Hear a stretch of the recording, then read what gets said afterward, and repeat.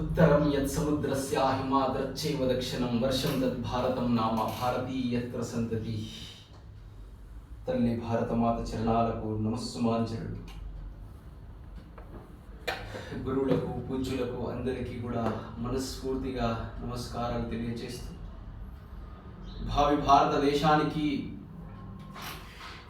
నా యొక్క సూచన, రాబోయే తరానికి యువకుడి యొక్క ప్రాముఖ్యత, యువకుడి దేశానికి తను చేసే గొప్ప పనులు ఏమైనా ఉంటే ఆహారము, విద్య, వైద్యము, వీటిలో ఎప్పుడు కూడా కల్తీ కాకూడదని మన పూర్వీకులు చాలా అద్భుతంగా వివరించడం జరిగింది.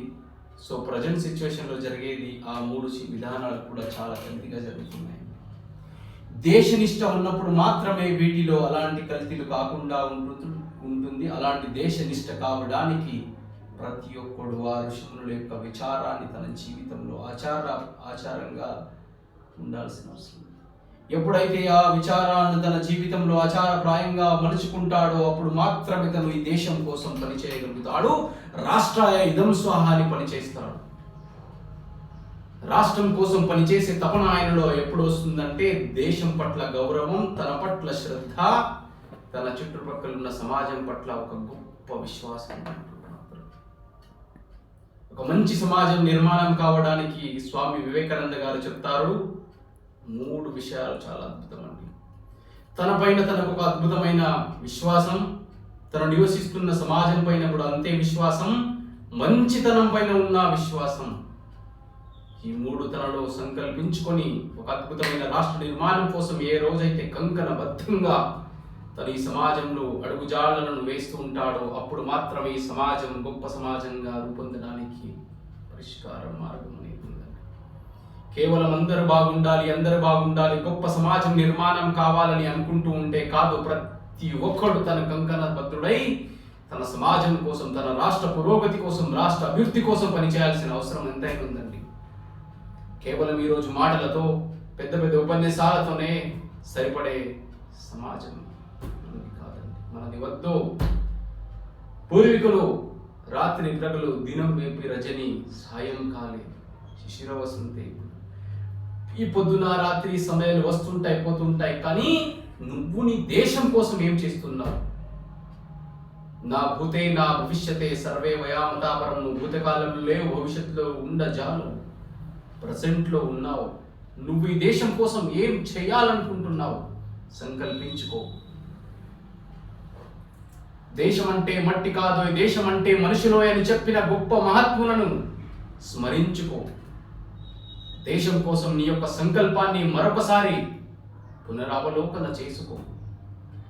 గొప్ప గొప్ప విన్యాసాలు, గొప్ప గొప్ప ఉపన్యాసాలు, గొప్ప గొప్ప విషయాలు నువ్వు స్మరించుకున్నప్పుడు మాత్రమే నీ చరిత్ర నీకు జాగృతం చేయగలుగుతుంది. కేవలం జాగృతపరచుకోవడమే కాదు సుమా, వాటిని ఆచరణలో సైతం తీసుకురా. ఇక్కడ మీరు కూర్చున్నారే అనేక మంది యువకులారా, నా మనస్ఫూర్తిగా మనస్సాక్షిగా చెప్తున్నాను, మీరు ఒకవేళ మంచి సంకల్పంతో మీరు సంకల్పించుకుంటే రాష్ట్ర యొక్క అభివృద్ధి ఎవరు ఆపలేరండి. అఖండ భారతం యొక్క స్వప్నాలు, అఖండ భారతదేశం యొక్క అనేకమైన ఏదైతే ప్లానింగ్ ఈరోజు జరుగుతున్నాయో అందరిపైన ఆధారపడి ఉంది.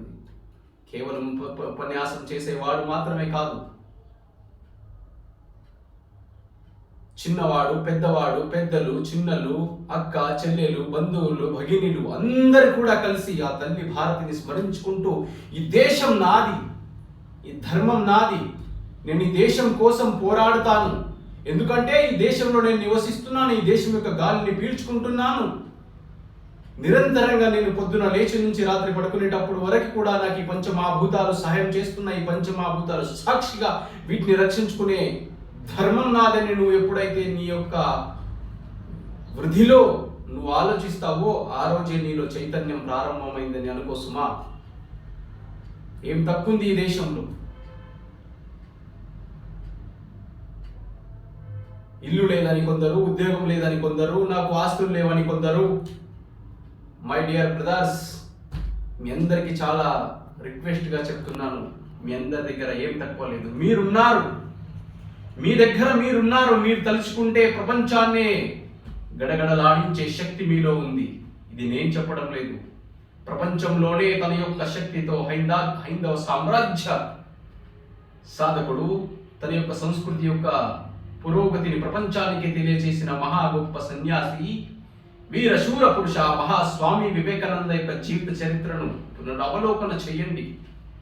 ఛత్రపతి శివాజీ మహారాజ్, రాణా ప్రతాప్ సింగ్, అల్లూరి సీతారామరాజు, భగత్ సింగ్, నేతాజీ సుభాష్ చంద్రబోస్ లాంటి అద్భుతమైన యువ దర్శనాన్ని మళ్ళీ మీ జీవితంలో పునరవలోకన చెయ్యండి. ఎందుకు మీరు సాధించలేరు? ఎందుకు మీలో ఆ ధైర్యం లేదు? ప్రతిదీ మీ దగ్గరే ఉంది. All powers is with in you. You can do anything and everything. You can believe in that. మీరు ప్రతిదీ చేయగలరు, చేస్తారు అనే తత్వాన్ని, ధైర్యాన్ని, విశ్వాసాన్ని పెంపొందించిన అద్భుతమైన శక్తులు ఈ దేశంలో ఉద్భవించాయండి. అలాంటి గురుగారు స్వామి వివేకానంద. ఇలాంటి గురుగారి యొక్క మార్గదర్శనాన్ని మళ్ళీ మీ జీవితంలో అవలోకన చేసుకోండి. కేవలం ఆ విచారాలు చదవడమే కాదు, ఒక్కొక్క విచారాన్ని ఆచరణలో తీసుకురండి. ఎందుకు ఈ ప్రపంచం గడగడలాడదండి? ఎందుకు ఈ భారతదేశం మళ్ళీ అఖండ భారతాన్ని రూపొందదండి? ఖచ్చితంగా ఈ దేశం మళ్ళీ కూడా అద్భుతమైన శక్తివంతమైన దేశంగా తయారు కాగలుగుతుంది. దానికి కావాల్సింది మనము, నా దేశ యువకులారా.